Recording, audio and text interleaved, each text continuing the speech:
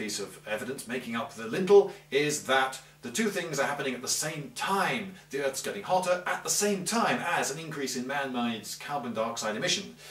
The trouble with this is that an awful lot of other things are also happening at the same time. I mean, just think how many more radio waves there are in the atmosphere now. In the last century, my goodness, the number of radio stations, telephone networks, mobile phones, television, military communications, satellites, the little zappers that you use to switch your television on and off. The amount of energy being beamed around in the atmosphere now is vastly greater than it was before, and it doesn't take an Einstein, does it, to work out that must be what's causing all the increase in temperature, right?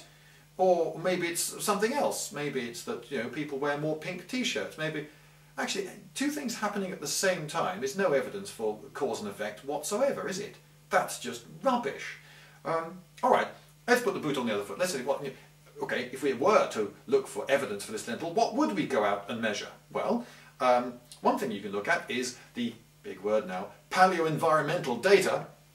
That I mentioned earlier, you know, ice cores and varves and so forth. Varves are the layers of sediment that build up in lakes.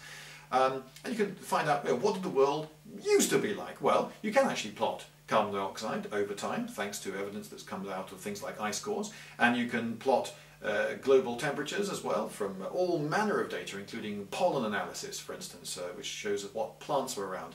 And what you get is this. You get a cycle. The Earth gets hotter, then it gets colder, then it gets hotter, then it gets colder. And right now, if this cycle were, you know, to carry on in its natural way, we would be about here. So we should actually be getting hotter right now, which, well, that's one to think about. Anyway, you can put on the same graph carbon dioxide in the atmosphere, and what you get is this. Yes, that's interesting, isn't it? The Earth gets hotter, and then afterwards, carbon dioxide goes up. So that's a bit like saying that, oh, I don't know, you put a pan of water on the stove to boil and it starts boiling, and that's what causes the gas flame to be lit underneath the pan. No, surely it's the gas flame being lit under the pan that causes the water in the pan to boil, isn't it that way around? Doesn't cause normally come before effect? But no, apparently with this, no, it comes afterwards. Isn't that weird? So how do people use this graph? Well, interestingly, I think this is fascinating. Interestingly, this graph is actually used by serious scientists, or at least people pretending to be, to support the data, to support global warming theory. It goes like this. The graph shows that there's a relationship, never mind that it shows the reverse relationship from the one we're trying to prove. I'm sorry, this is just so funny. If it weren't so serious, I would laugh some more. When people have this pointed out to them, they commonly say, oh yes, but the data aren't good enough, you see. It's not really a very accurate graph. We don't have good enough data.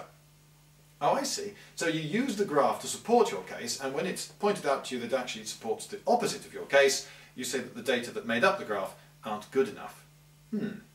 Interesting. I went on a serious global warming website, climate change. It's called climate change, by the way, now, because that means that if it gets warmer, that's bad, and if it gets colder, that's bad too. You see, catch-all, marvellous. This means, of course, that the climate we have now must be absolutely perfect. Never mind. Anyway, what they said on this completely serious website was that, yes, it's true, but global warming theory explains this part of the graph, it just doesn't explain this part of the graph. And the bit that it does explain is bigger, so it explains most of the rise in temperatures. When you hear these arguments used by people pretending to be scientists, you learn something. What they're doing isn't science, it's religion.